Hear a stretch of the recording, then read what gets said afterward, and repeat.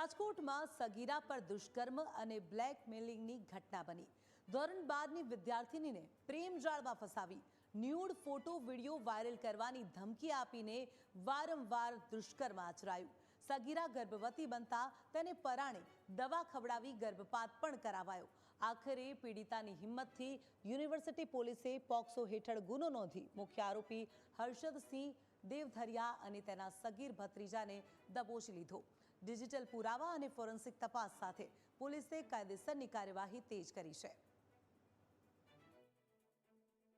એમાં ફરિયાદી યુવતીને આ કામના આરોપી હર્ષદસિંહ લાખાભાઈ દેવધરિયા જે માળિયા હાટીના તાલુકાના કાતરાસા ગામનો છે, તેમજ તેનો બીજો ભત્રીજો પણ આમાં સામેલ છે, જે આ યુવતીને અપહરણ કરી અને તેના ભત્રીજાના રૈયા ગામના આવાસ ખાતે લઈ જઈ અવારનવાર શરીર સંબંધ બાંધેલ અને તે બાબતે ફોટાઓ પણ પાડેલ અને કોઈને આ બાબતની જાણ કરીશ તો તને આ ફોટા વાયરલ કરીશ તેવી આશા ધમકી આપેલ અને આવા બાબતે જૂનાગઢ ખાતે પણ આવી રીતના અવારનવાર તેની સાથે શરીર સંબંધ બાંધેલ।